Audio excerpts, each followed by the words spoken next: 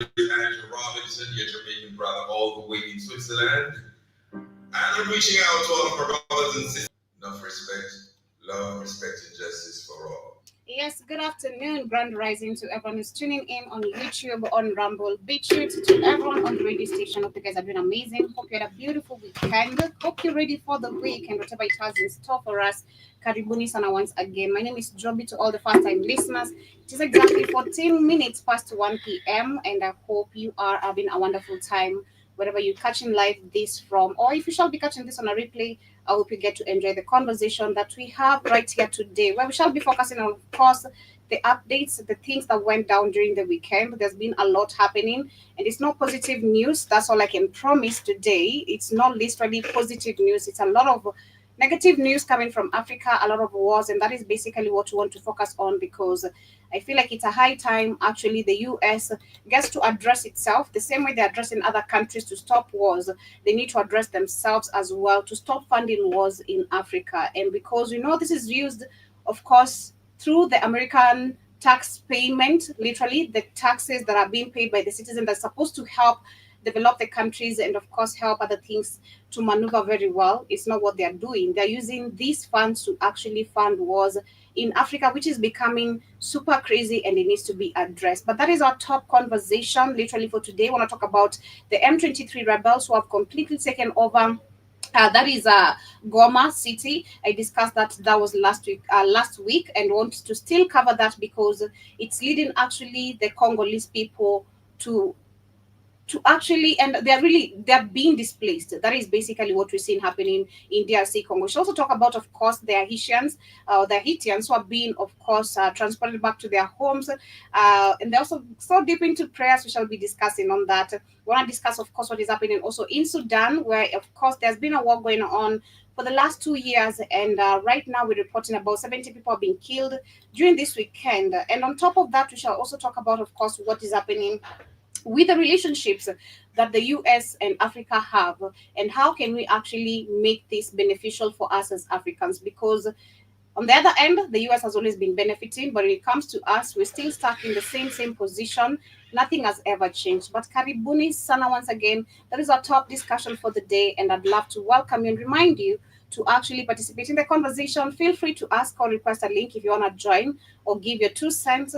But with that being said, ensure you also have our application, which is very easy for you to find on the Google Play Store. If you are an Android user, we are on the Google Play Store. Blackout Fire Network is the name. If you're using an iPhone, we have an active link streaming down below, or rather passing down below. You can use that. That is the www.blackoutfirenetwork.com. And of course, once you have the application, I'll be coming back to tell you what amazing things can you get from the application, because it comes with amazing supplements. We're talking about vitamins, proteins, amino acids. We're talking about beauty, health, nail, skin essentials, a lot of things. So ensure you check them out. We also have an active apparel store where you can get yourself maybe the merchandise, that is the Blackout Fire Network merchandise. Could be a hoodie, could be a t-shirt, could be a beanie, whatever you actually like. But back to the music. This is Jasmine with Artificial Lover, one of my favorite jams, and I hope you guys get to enjoy this. Yes, and my quote of the day today, rather a quote of the week, and the motivation of the week, and the tone you should set with your life. My quote of today says, be intentional with your life, with your habits, with your energy, with your words, with who you surround yourself with how you show up daily, with what you're working towards, with the steps you take, above all, with what you really want. Be intentional. And that is basically, I don't know why you should move unintentionally. Why you moving without any plans? You should be very intentional with the people in your life, with everything you're doing, so that you can be able to make a progress and literally better decisions as you move towards a better life. Bakaribuni sana once again. This is the Pan African Bliss Show. My name is Joby to all the first time listeners on YouTube, everyone with us on Rumble, everyone with us on BitChute, to everyone on the radio station, and to those who get to listen to this on a replay.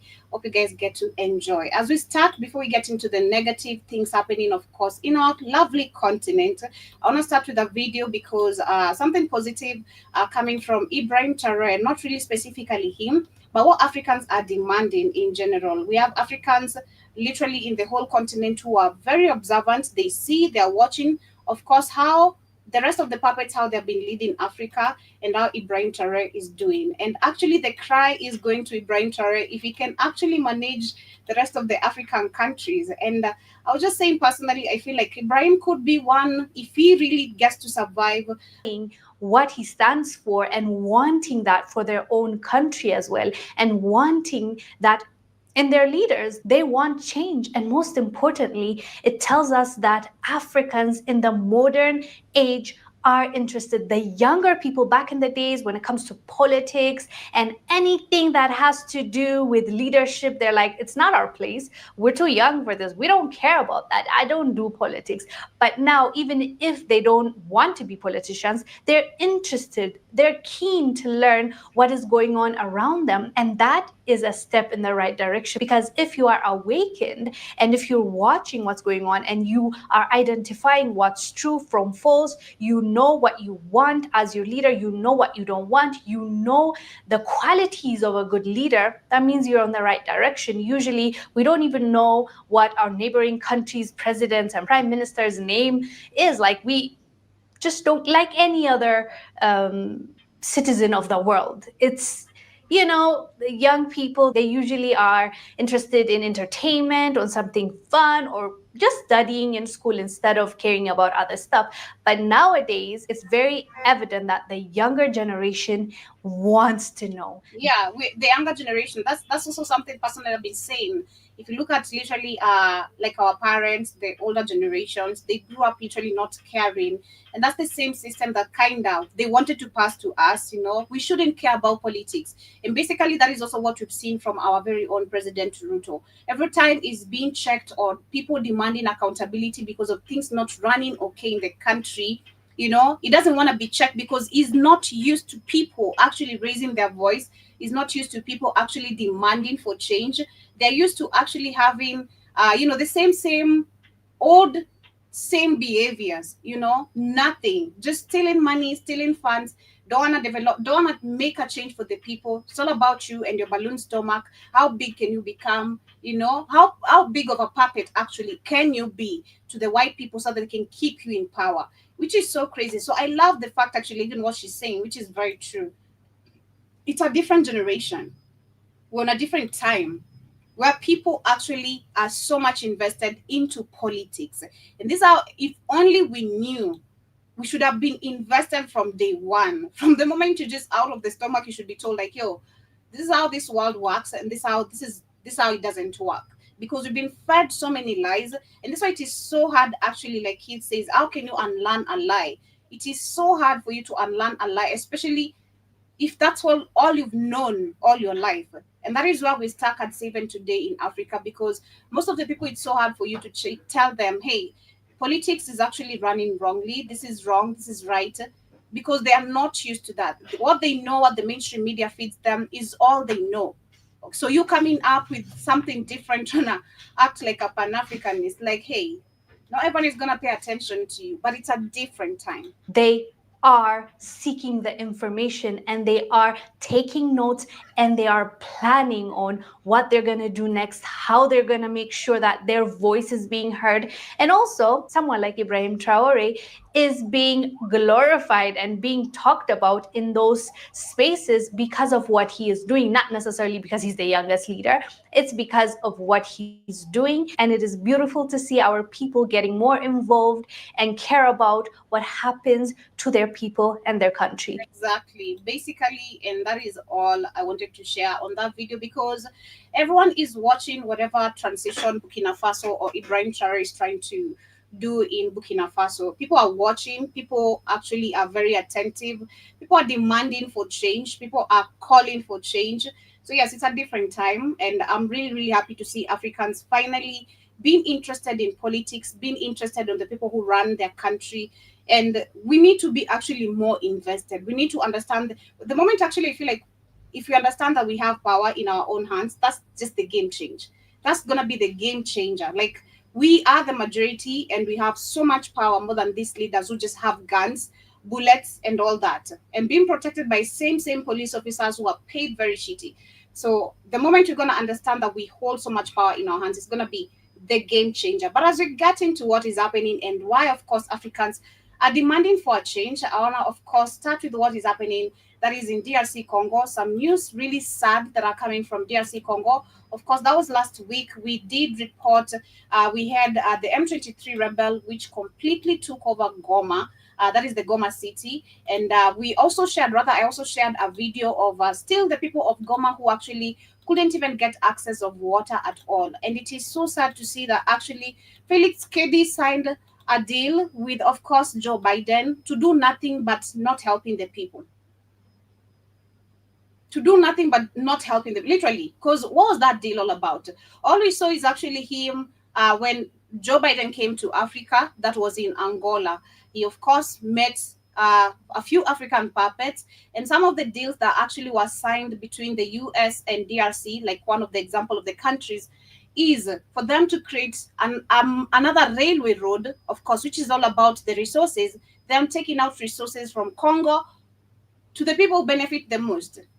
And mind you, the people in Congo are dying because of these resources. The people of Congo are being killed and working day and night, those who are working in these so-called illegal mining sites because of the same resources.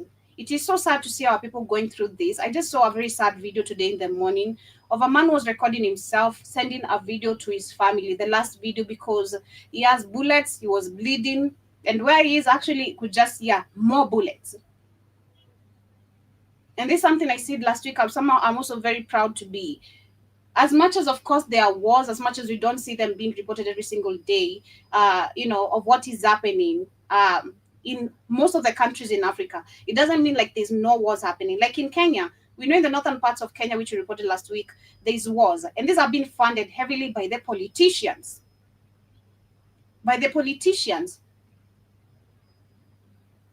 I'm glad I don't live in a country that is full of war like this, but I'm not happy to see people going through this, especially the children. You get to see how children, moms, running up and down, trying to seek rescue. And yet we have a whole leader who doesn't talk about this. And the person supporting this, of course, we know, Kagame is very deeply invested in this, but he's the man who talks about Pan-Africanism. It is so crazy. Footage filmed late on Sunday shows flashes of light in the night sky and the sound of gunfire near the city of Goma.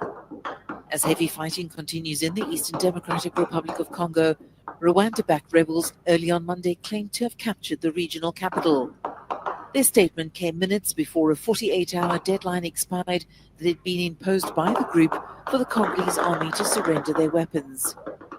The United Nations described mass panic among the city's 2 million inhabitants. Rebels urged residents of Goma to remain calm and for members of the Congolese military to assemble at the central stadium. How do you remain calm in a place where there's full of war? How do you just remain calm? It's not even making sense. How are you told to remain calm in a place where people are dying? This is so crazy, man. Congo's government says the rebels' advance amounts to a declaration of war. Neither Kagame nor Felix Kedi, none of them are they talking about this situation. It is so crazy to see that actually Africans are going through all this, and this is because of the US. The US is very well funding this war. The so-called United Nations is funding this war. The so-called African Union barely talks about this. Why do we have an all-African Union? Which Africa does it represent? Because it's not this one. Which continent, so-called Africa, is it representing? Because it's not, clearly it's not ours. It's not on this planet. The African Union does not support the continent of Africa that is in this planet. Maybe another one, but not here. It is so sad to see this. It gets worse. You get to see people fleeing their countries. Let me share this. People are fleeing their countries, running left, right, and center, seeking help, seeking refuge. I was saying, imagine literally you being born in a country where you don't know peace. You don't know peace. You are born in a country full of war, and you'll die in a country full of war if you don't actually save yourself, because that is basically what they're pushing Congolese people to do. Like, if you don't rescue yourself, go to other countries. which is also very hard to survive. Starting from the scratch where you don't know anyone. It's crazy. Let me share more. The border crossing between the Eastern Democratic Republic of Congo and neighboring Rwanda. As the Rwandan-backed M23 rebels claim to have taken the city of Goma, people continue to flee the heavy fighting. We're at the border with Rwanda, and I'm going to cross to the other side to see if we can find a safe place, because at the moment there's no security in the city of Goma. Kinshasa cut diplomatic ties with Kigali as fighting between the rebels and government forces continues to rage around the city. Thousands of civilians have been displaced and at least 13 peacekeepers killed. We're especially afraid for our children, because if the situation gets worse, it'll be difficult for them. So we want to spare them. The UN on Sunday demanded that M23 rebels stop their advance on Goma. It's crazy, man. This is so insane. Look at the image you have. And this is the same situation now where we are talking. Last week we were talking about, of course, the white people who come here to take so-called documentaries of Africa, take pictures of innocent kids like what you see in your screen. What you see in your screen, people are making money off us. People are making money off our poverty. People are making money off our problems. People are making money off our peace. Literally. This is so sad. This is so sad. And it doesn't stop. So this is a question to someone like Trump. As you actually call out on Russia to stop the war with Ukraine, why won't you call yourselves to stop funding wars in Africa? I've not seen anywhere actually Trump addressing anything to do with Africa. And that's why I kind of wonder how the relationship with the US right now and African countries, how it's gonna be. Of course, they'll still continue benefiting from the African people and the continent itself through our very own resources. But again, it's the relation. So let me read this article, which talks about the sharp shifts in the US-Africa relations. Of course, this is the mainstream media, and I'll give my 2 cents of thoughts on this. Because this man, there's nowhere where I see him talking about what is happening in Congo. Of course, they don't care. How do I even expect that? What happens in Africa is none of their problem, whether we're living or not. Mind you, this person actually, what am I even asking? It's called our continent a shithole. He said only Africans can live in shitholes. It is crazy.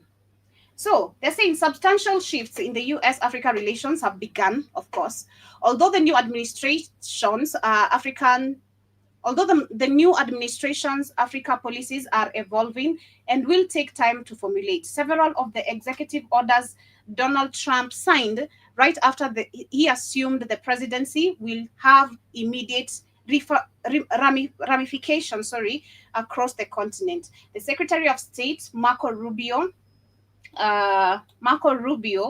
testified in response to questions during his Senate confirmation hearing that Africa offers an extraordinary opportunity for the United States. I mean, where's the lie? Which is very true. Pointing to the growth in markets and consumers, but he provided no specific actions he might favor. He also agreed that real genocide is taking place in Sudan, where escalating fighting as well as sanctions imposed on leaders on the rival armies during the 5 days of the Biden term are pushing for this largely overlooked conflict higher up on the foreign policy agenda. The Africa Bureau of the State Department is now being led in an acting capacity by Tony Fitzler, who just returned from the tour as ambassador of Guinea, names a a prospective appointees for various policy posts, including the Africa Assistant Secretary, are floating around in Washington, D.C., but formal announcements have been made. In Congress, the Sudan crisis is being raised by a number of members of both chambers. The new chair of Senate Foreign Relationship Committee, who I won't read his name, and has called for a reset of the U.S. range of other African issues this month. The new head of House Africa Subcommittee, who I won't also read the name, from New Jersey, and ranking Democrat, who I won't read the name, are also pressing for tough actions on Sudan. Smith also announced a probe. Of alleged payments for for for abortion by the Biden administration using the funds from PEPFAR. PEPFAR. Is it PEPFAR or PEPFAR? I think PEPFAR.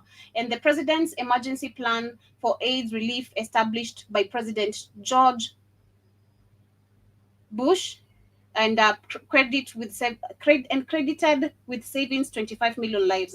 Also, the agenda is renewal on the African Growth Opportunity Act, which has never benefited Africa. Remember that. AGOA does not help Africa in any sort of way.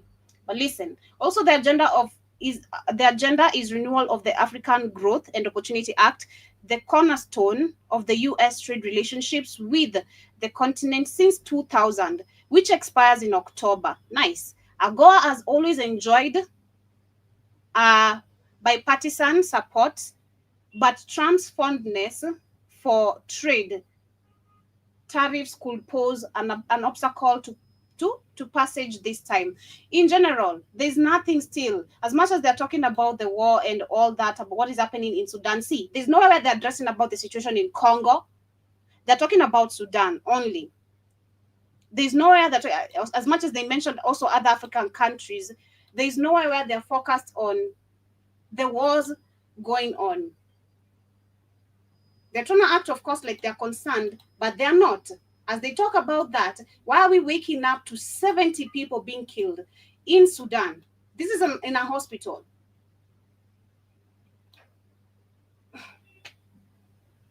Let me just share this. Around 70 people were killed in an attack on a hospital in Sudan's city of Fasher, the World Health Organization reported on Sunday. The attack targeted the Saudi Teaching Maternal Hospital, which local officials blame on the rebel group, the Rapid Support Forces. This incident comes as the civil war in Sudan intensifies, with the RSF suffering apparent losses to Sudanese military forces. On Saturday, Army Chief General Abdel Fattah Burhan appeared near a burning oil refinery north of Khartoum, which his forces claim to have seized from the RSF. Saudi Arabia condemned the attack, calling it a violation of international law. Meanwhile, neighbouring South Sudan has suspended access to social media platforms for at least 30 days due to the circulation of videos showing alleged killings of South Sudanese nationals in Sudan. This decision aims to prevent further violence and unrest within South Sudan. This is crazy. This is so crazy. And apparently, this is the whole continent of Africa. This is basically what every African country is going through. That is what every African country is going through. Just because you don't see it on the news doesn't mean it's not happening. Okay? Just because you don't see it on the news, excuse me, it doesn't mean that it's not happening. People are being killed. Children are being killed. The images that sometimes I bump into online are really crazy. Images that you can't share. Lifeless bodies of children, women, and not just only killed, also raped by the so-called UN peacekeepers. I remember I did an article or read a whole presentation on the UN peacekeeping mission in a country like Haiti, which we saw they did literally so much crime, And none of them till to date is behind bars. These people are walking scot-free, but they raped numbers of women, infected them with diseases like the people they are, and no one is addressing this. Same thing is happening in Congo. Same thing is happening in Sudan. And the countries that actually have the UN peacekeepers in their country, they go impregnating women, leave mulattoes behind, and nobody's gonna be charged. I want to share this next video right of this guy who's talking about our history and why it is so important, because sometimes I always love saying everything goes back to history, right? For us to understand why we have this kind of situations or why we've been affected as a continent, it all goes back to history. Understanding literally what were the deals signed between our governments and our colonizers. What are the deals that our presidents keep making? And why are we so much affected? We, the people, because they're not. These deals, mind you, favor the people in so-called power because they don't have power. So I'll call it the so-called power. For us to be able to understand everything, we must understand history. And that's why I said from the beginning, the moment we understand history and understand what power we really have again as a people now,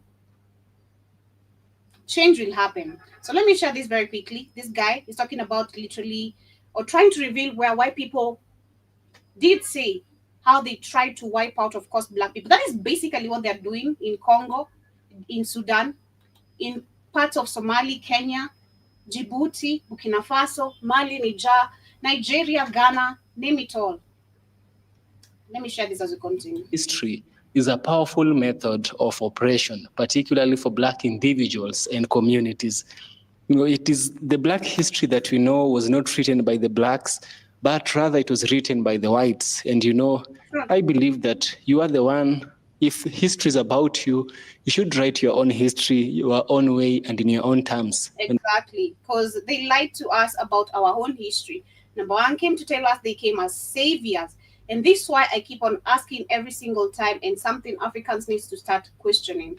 Like, where did you ask for help? Where on earth did you write a letter to the United States of America that you need help? But no, white people will always pop, trying to help. But they're not here to help for real. No one is helping anyone. It's their own benefit again. This is not taught in your public schools, although it will be. The history that the children are learning today is not going to be history that's going to be taught in the next 25 years. It's going to be radically different.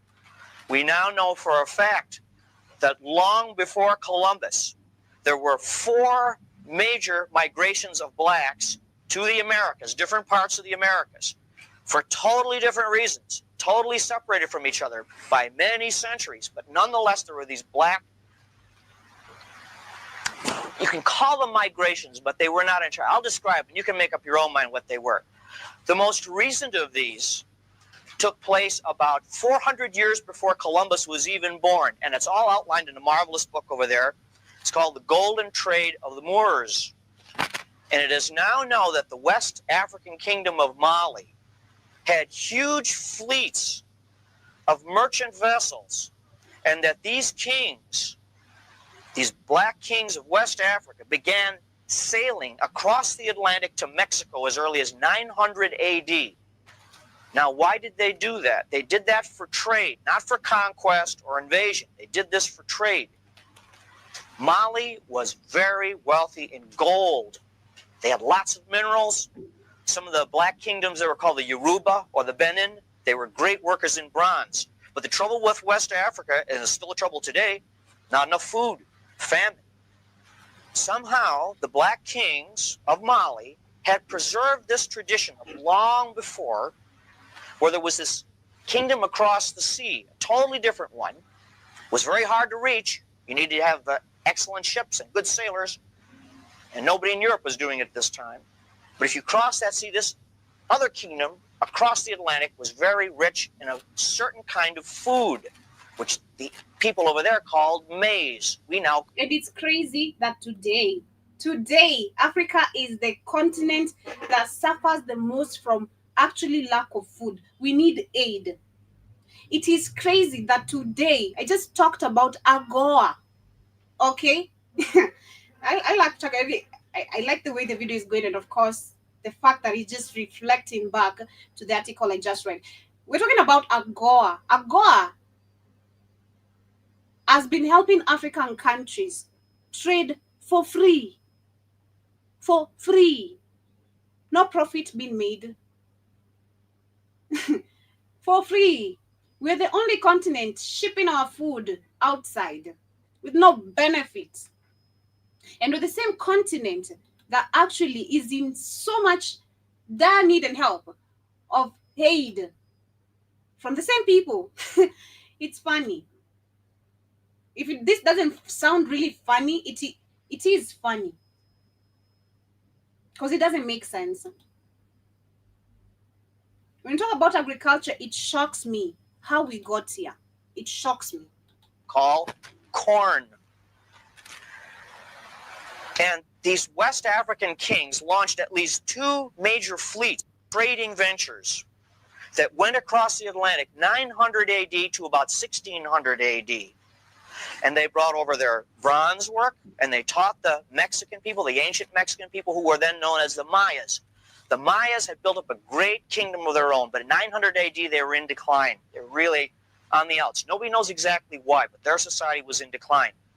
They were losing all of their technology. Then these black fleets came across from West Africa, from Mali, and they presented a lot of gold work, bronze work, and in return, they came back with shiploads of corn, maize. Now, we know for sure that this actually happened because very recently, you'll see in the next issue of our magazine, not this issue, the next issue is coming out in about 2 weeks. This is part of the discoveries are happening so fast and furious, it's hard to keep track.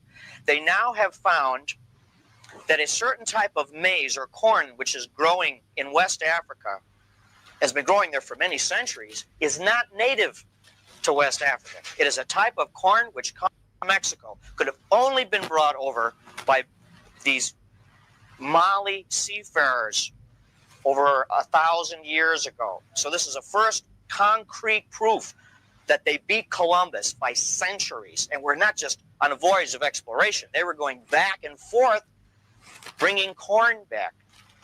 Now, why do we know about that? Well, this trade stopped abruptly 1600 AD. 1600 AD, the Spanish, the Portuguese were on a real aggressive colonizing campaign, and they took over Africa, and they destroyed a lot of these kingdoms. And they're still doing that. They're still doing that. That's why they don't want to see the Alliance Sahel state working together. That's why they are trying so much to assassinate Ibrahim Traore. They're trying so much to ensure the Mali kingdom doesn't come back or go back to what it was. So this is why we need to keep on feeding into their story, not our story. They want us to keep on feeding on their story, not ours, because it benefits them, not us. And with the destruction of these kingdoms went all the knowledge and all the history of these past trades. This is a tremendous lesson for us because, we're so proud of our American civilization. We think it'll go on forever. But when a civilization falls, history tells us it takes almost all memory of it with it. Civilization is really very fragile. And that's why these lessons from the past are very, very important. If we want to preserve our civilization, we have to learn what happened. Exactly what I said. We have to learn our history, and this has to be understood by Africans too. We must understand our history so we can know the fight we actually on. Bunch of us actually are just moving with the wave. You have no clue of what is happening. You're just doing things because it's a wave. What's your stand? What do you understand about what you're fighting for? Do you understand why you're so much... why do you want change so bad? Because I feel like, personally, and I love this, every time I do research or every time I bump into history that I didn't know, it makes me have that rage of demanding change. It makes me have so much rage. And this has to be done by us, us Africans. We need to understand our history. We need to understand the colonial methods that were used. We need to understand the deals that were signed by these presidents. We need to understand every step. And why are we here today? Because everything I've spoken about, literally, with all these genocides in Sudan, genocides in DRC Congo, and then you're being told to calm down. With everything that is happening in Africa, there was a beginning. We need to go back and ask ourselves, like, because it's crazy. Me, I used to think, and that's why history is, again, important. You know, history is really, really important. Again, I used to ask myself, why is it that actually Africa is the only continent that suffers the most? And you won't get these answers again unless you know the history, where it all began. Because right now, the fact that I know everything and still learning, of course, you learn every day. I still get shocked by the news sometimes that I'm reading, or sometimes the research I'm doing. It doesn't stop there. I used to ask, why is it that actually this country is in, especially like when they were talking about the Al-Shabaabs, I was like, who are these Al-Shabaabs? Who? I was not even questioning like who funds them. Why is it that they just want to kill? You know, it didn't make sense to me. Like, why is it that Al-Shabaabs just want to kill? Why would you just come to a country and want to kill people? For what reason? Oh, the US is behind all this. The US is behind all this, funding the wars, funding the Al-Shabaabs. It is just so crazy. So exactly what he's saying. I love this video. I'm gonna see how long I'm gonna share it, but he's telling facts. He's telling facts. Shout out to Jibajaba in the building. Karibu sana. Hope you're doing amazing. Hope you had a beautiful weekend. Hope you're ready for the week. Karibu sana. I also see Joe Mosquito. It's me. Yeah, what's up? Hope you're doing amazing as well. Hope you did workout. Hope you did workout as well as your normal thing. But I also hope you had a beautiful weekend. Karibuni sana. We're talking about the things that took place, of course, during this weekend. I was just talking about DRC Congo, where last week I discussed about the M23 rebel completely taking over Goma City. And we saw in Goma City actually is where even people don't even have access of drinking water. Like, none. Mind you, we have the UN peacekeepers there who have been raping women and all that. In Sudan, we have reports of 70 people being killed. That is in an hospital. In an hospital. And then we're talking about the relationship that Africa has with the United States. Because we saw last week that is Trump claiming that Russia needs to stop the help. Why is it that actually US needs to stop funding the wars? That's where we should start. When will they stop funding the wars? When will they stop killing people? Because it's crazy when you see the dirt on my clothes and you don't see the dirt on yours. Go clean yourself first. Then come tell me how dirty my clothes are. Go wash you some.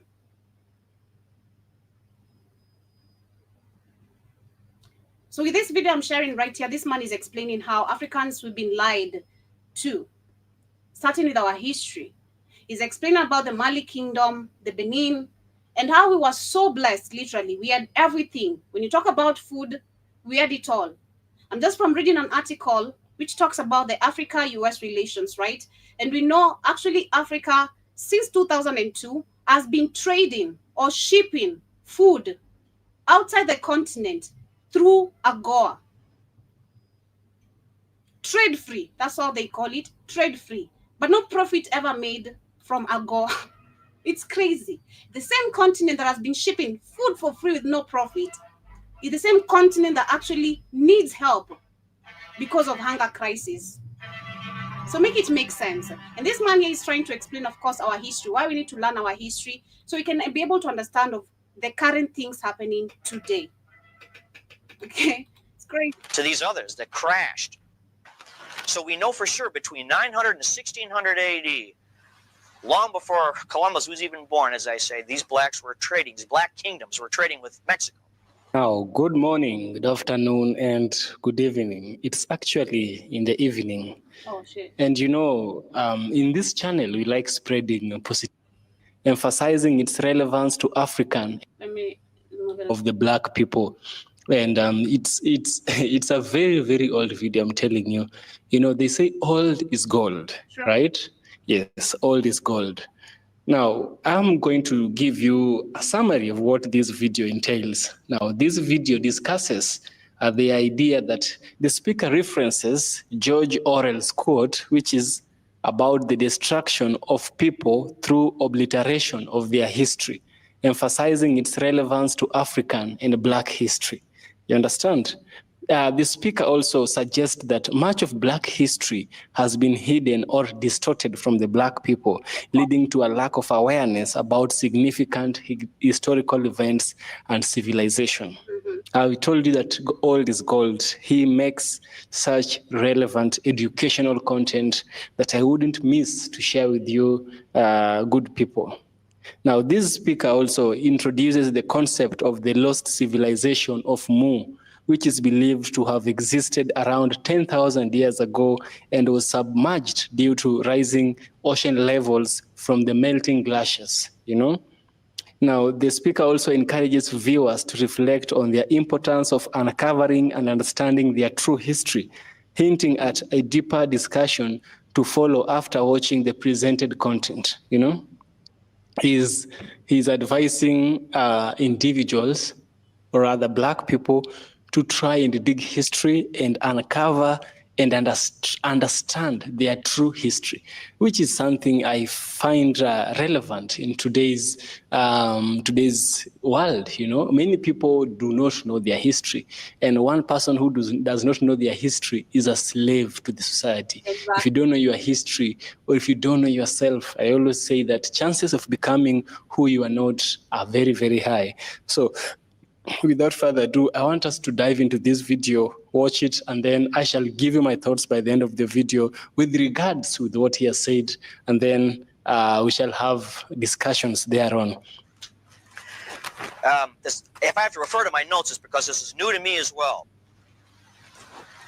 There's also traditions in Mexico, ancient Mexico, of these Black kings coming, and one of them was called by the Mayas, if I pronounce this right, Ekchua, which means the black calabash or the black gourd. It referred not only to his black skin color, but also this gourd that he brought over. This gourd has been portrayed in these Maya hieroglyphs. This guy is portrayed as a West African type of man with robes and everything. And he's holding a gourd in these glyphs. That gourd has actually been identified as a West African type of gourd. So here we're having wonderful proof that there were these contacts between Africa and Mexico, and they actually referred to him by this name. And it shows that the Mayas and these Mali civilizers, these Mali traders, got along really well. It wasn't a conquest. It wasn't one society taking over another. They both had things to offer each other. The Africans had to offer metallurgy and gold, and the Mayas had to offer corn. So there's a wonderful example of, for ourselves too, two totally radically different cultures, separated by a vast ocean, tremendous cultural and racial differences, and yet they still cooperated and got along real well. So it can happen. But these Mali kings, 900 AD, Calabash, John Mosquito, Calabash. they set out because they had a legend that there had been blacks going long before them. It was only a legend. It was only a myth. And it was on that myth that they chanced and they went across the sea and it worked out for them. But that myth traced all the way back to an even earlier black contact between Africa and America. And I'm talking about now not Mexico, but what we call now the United States. And this relates to this new fabulous discovery that is coming out. About 200 years before Christ, up until right at about the time of Christ, in other words, about 2,000 years ago, there now appears that there were wealthy West African and North African blacks who left Africa on a pilgrimage. and came, if you can believe this or not, but there's solid proof for it now, to southern Illinois. Now I'll explain how that happened. In 1982, our time, there was a guy who was going along southern Illinois. He was a cave hunter. And he was, I don't know if you're familiar with southern Illinois at all, on the Ohio River. It's just honeycombed with caves, thousands of caves. They have not all been explored by any means. And he was involved in sport for hunting in caves. It's done all the time. It's rough work. Sometimes these caves are very narrow. He went into, to make a long story short, he went into this cave that no one had ever seen before. And he squeezed through a very narrow entrance, and all of a sudden it turned out into an enormous room. And in this room, he found great sarcophagi, or coffins, coffin lids, made out of stone. The walls are engraved with all kinds of stories, picture stories of men and women in old costumes from the ancient world. And then on the floor, he found stacks of thousands upon thousands of these black rocks that were beautifully engraved with the profiles of people, not Indians, people from other parts of the world. Some of them were white, some of them were Asian, but hundreds are of black people, all in profile. They are made on a type of rock that is found really mostly only in southern Illinois in caves. This rock is like a clay. You pull it out of the ground, and you have like a stylus or a pen, and you can draw on it real fast. You can draw profiles and letters, and then as it dries, it turns into a hard rock. And these rocks are piled up on the floor of this cave. Now, this man's name is Russell Burroughs. He's not an archaeologist. He's just a spelunker. He's a cave enthusiast. He brought these out over time. They're very difficult to bring out because the cave entrance is so narrow. And he's brought out now almost 10,000 of these magnificent tablets. They're very crude looking as rocks are concerned, but the drawings are beautiful. And they show the profiles of black people, some with scarification, which is West African, mostly with not that, some with specifically West African robes, which are still... Wow, this is so powerful, whatever. Yeah, so I think we'll stop right there. But basically, it's literally all leading back to history, what I'm just talking about. And it's crazy. All that is hidden. I did also know that. I think I'm gonna continue the video. Let me know anyone would love to hear the rest. Kindly, I'll share it maybe on the WhatsApp. But I'm gonna continue with the rest also because there's some things he's talking about that I don't know any history of, like that, of the stones and all that. But basically, what he was trying to say from the first video, him talking about our history, we need to know what happened for us to be able to relate to what is affecting us today. And Africans need that, because sadly, like someone like Simba always I love referring back to Simba because he said we don't need history, we don't need to learn history. But the truth of the matter is that we need to learn history for us to understand why things are moving like this today. So as we come to the end of today's show,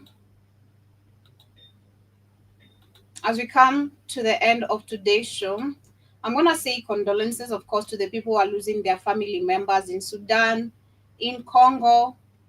I wish peace literally upon these countries, but a wish cannot be granted because actions must be taken. Who's going to take the actions? Because it's not Felix Kedi, it's not Cyril Ramaphosa, it's not Ruto, it's us, the people. As a collective, we need to actually gather our minds, because it all starts right here. How we reason. Just like the first video I shared at the beginning of the show, that lady explained very well, talking about Ibrahim Traore and how Africans actually are on the internet calling Ibrahim to come manage the rest of the African countries, because they're seeing the change that is happening in his country, and like us being told, give us short time, I'm going to become a president again, let us set the election, we need another new coon. No. Africans right now, and as much as of course it's still going to take time to have the collective mind and everyone being involved, literally, But right now, I'd say I've seen the change of youth being more interested on politics more than ever. I've seen youth being interested to do things different, unlike our parents. People are demanding for change. So basically, I hope this history and more history gets to us so that we can have a collective power of fighting whatever we want to fight or the change that we actually need. But as we come to the end, I see Jiba Jaba is saying Calabash is also a town in California, which was founded by a black person. Thank you for letting me know. Yeah, for us, I don't know, the Calabash, we use the Calabash, we know the Calabash, right? We use the Calabash mostly in Africa for drinking porridge or fetching water and all that, And I also see you're storing milk, the sour milk. You can store milk until it turns sour as a way of fermenting milk and all that.